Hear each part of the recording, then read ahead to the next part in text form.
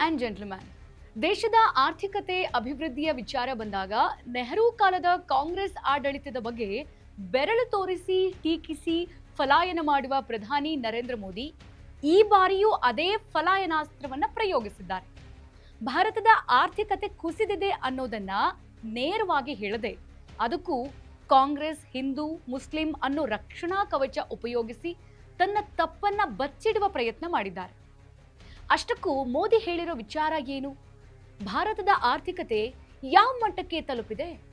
ಇದೆಲ್ಲದರ ಬಗ್ಗೆ in depth information ನೀಡ್ತೀನಿ. S ವೀಕ್ಷಕರೇ, ನೆಲ ಜಲ ಭಾಷೆಗಾಗಿ ಪ್ರಾಮಾಣಿಕ ಪತ್ರಿಕೋದ್ಯಮ. ನೀವು ನೋಡ್ತಾ ಇದ್ದೀರಾ ಫೋಕಸ್ ಟಿವಿ. ನಾನು ವಿದ್ಯಾ.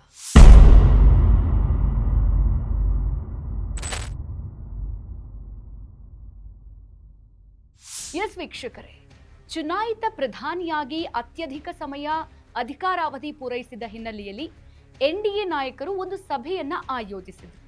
ಆ ಸಭೆಯಲ್ಲಿ ಪ್ರಧಾನಿ ಮೋದಿ ಮಾತಾಡೋ ಭರದಲ್ಲಿ ಅರ್ಧ ಶತಮಾನ ದೇಶದ ಆಡಳಿತದ ಚುಕ್ಕಾಣಿ ಹಿಡಿದಿದ್ದ ಕಾಂಗ್ರೆಸ್ ಆಡಳಿತದಲ್ಲಿ ಹಿಂದೂ ಸಮುದಾಯದ ಜನನ ಪ್ರಮಾಣ ಕುಸಿದಿದೆ ಅಂತ, ದೇಶದ ಆರ್ಥಿಕತೆಯು ಹಿನ್ನಡೆ ಕಂಡಿತು ಅಂತ ಹೇಳಿದ್ರು.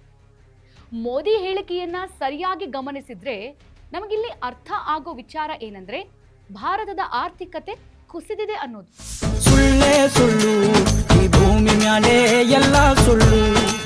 ವೀಕ್ಷಕರೇ, ಒಬ್ಬ ರಾಜಕಾರಣಿಯಾದವನು ಯಾವತ್ತೂ ಪ್ರಾಕ್ಟಿಕಲ್ ಆಗಿ ಥಿಂಕ್ ಮಾಡಬೇಕು, ಅಭಿವೃದ್ಧಿಯತ್ತ ಗಮನ ಹರಿಸಬೇಕು, ಜನಪರ ಯೋಜನೆಗಳನ್ನ ಜಾರಿಗೊಳಿಸುವ ಮೂಲಕ ದೇಶದ ಜನರ ಉನ್ನತಿಯ ಬಗ್ಗೆ, ದೇಶದ ಪ್ರಗತಿಯ ಬಗ್ಗೆ ಚಿಂತಿಸಬೇಕು, ಯೋಚಿಸಬೇಕು. ವರ್ತಮಾನದಲ್ಲಿ ಏನೆಲ್ಲ ಬದಲಾವಣೆ ಮಾಡಬಹುದು ಅನ್ನೋದನ್ನ ತರ್ಕಿಸಬೇಕು. ಅದನ್ನ ಬಿಟ್ಟು ಯಾವುದೋ ನಾಯಕನ ಆಡಳಿತದಲ್ಲಿ ದೇಶ ತೀರಾ ಕೆಟ್ಟ ಪರಿಸ್ಥಿತಿಯಲ್ಲಿತ್ತು, ದೇಶ ಇನ್ನೇ ನಾಶವಾಗಿ ಹೋಗ್ತಿತ್ತು ಅಂತ ಮಾತಾಡಿದ್ರೆ ದೇಶವನ್ನ ಮುನ್ನಡೆಸೋದಾದ್ರೂ ಹೇಗೆ? ಇಲ್ಲಿ ಪ್ರಧಾನಿ ಮೋದಿ ಮಾಡ್ತಿರೋದು ಇದನ್ನೇ. ನಾನು ಸುಳ್ಳು, ನೀನು ಸುಳ್ಳು, ಅವನು ಸುಳ್ಳು, ಇವನು ಸುಳ್ಳು.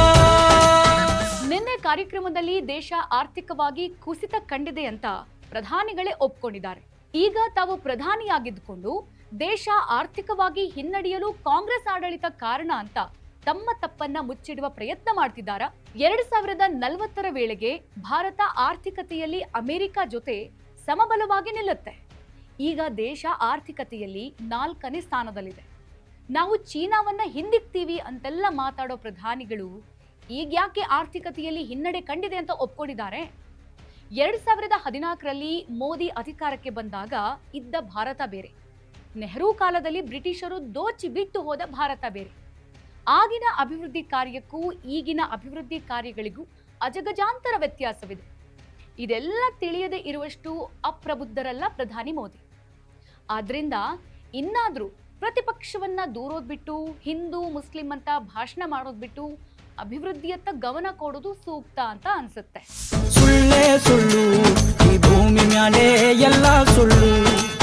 ಇದು ಈ ಕ್ಷಣದ ಪೊಲಿಟಿಕಲ್ ಅಪ್ಡೇಟ್. ನೆಲ ಜಲ ಭಾಷೆಗಾಗಿ ನೋಡ್ತಾ ಇರಿ ಫೋಕಸ್ ಟಿವಿ.